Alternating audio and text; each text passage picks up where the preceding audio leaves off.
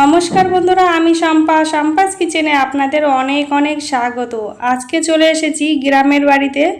সেখানে কচু ফুল হয়েছে, সেখান থেকে আমার কাকিমা আমাকে কয়েকটি ফুল তুলে দিচ্ছে। দেখুন,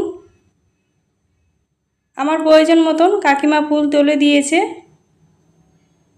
এবার ফুল কটাকে আমি ভালোভাবে একটু একটু করে কেটে একটু টান দিলেই একদম ভিতরে যে ফুলটা থাকে সেটা বেরিয়ে আসবে, আর এটা খাওয়া যায় না, এটা আমি বাদ দিয়ে দেব।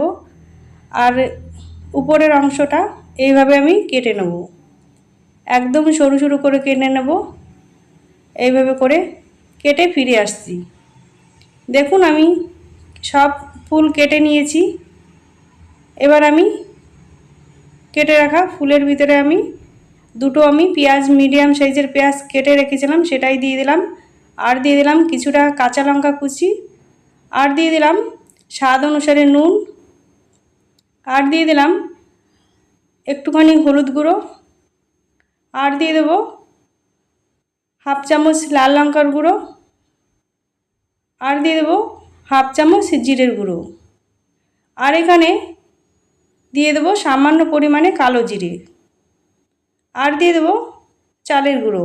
আপনারা চাইলে চালের গুঁড়োর বদলে বেসন দিয়েও করতে পারেন, তবে চালের গুঁড়ো করলে খেতে বেশ ভালো হয়। এখানে আমি 3 চামচ চালের গুঁড়ো দিয়েছি। অফ ক্যামেরায় আমি আরও 1 চামচ দিয়েছিলাম, সেটার শ্যুট হয়নি। এবার আমি ভালো করে মাখিয়ে নিয়ে একটুখানি জল দিয়ে আবার ভালো করে আমি মেখে নেব। দেখুন কতটা সুন্দর হয়েছে আমার কচুর ফুলের মিশ্রণটা। এইভাবে আমি বড়া বা পকোড়ার আকারে আমি ভেজে নেব। একটা কড়াই বসিয়ে দিয়ে গরম হয়ে গেলে দিয়ে দেবো বেশ কিছুটা রিফাইন তেল। তেলটা যখন ভালোভাবে গরম হয়ে যাবে, ওই কচুর ফুলের মিশ্রণ থেকে আমি একটু একটু করে বড়া আকারে করে দিয়ে দেবো। আমি সবগুলো পকোড়া একইবারে দিয়ে দেবো।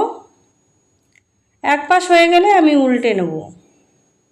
এখানে মিডিয়াম টু লো আঁচে রেখে এই পকোড়াগুলোকে ভেজে নিতে হবে। আমার চ্যানেলের রেসিপি যদি আপনাদের পছন্দ হয়ে থাকে একটা লাইক করবেন, নতুন বন্ধু হয়ে থাকলে চ্যানেলটিকে সাবস্ক্রাইব করে আমার পাশে থাকবেন। দেখুন আমি উল্টে নিয়েছি।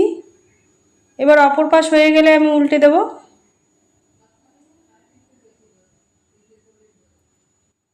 উল্টে পাল্টে আমি ভেজে নেব।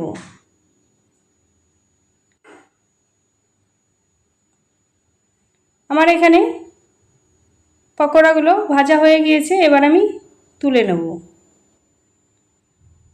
সবগুলো আমি পকোড়া তুলে নেব। তুলে নিয়ে আমি এভাবে সার্ভ করলাম। একটা ভেঙে দেখিয়ে দিচ্ছি কতটা সুন্দর হয়েছে। দেখুন, দেখতে কিন্তু যতটা সুন্দর হয়েছে, খেতে কিন্তু তার থেকে বেশি সুন্দর হয়েছিল। একবার হলে বন্ধুরা বাড়িতে এইভাবে কচুর ফুলের পকোড়া বানিয়ে খাবেন। আশা করি ছোট থেকে বড় সবাই খুব পছন্দ করবে। আজকে তাহলে এই পর্যন্ত। সবাই ভালো থাকবেন, সুস্থ থাকবেন। আবার চলে আসবো অন্য কোনো রেসিপির সঙ্গে। ততক্ষণে সাবধানে থাকবেন।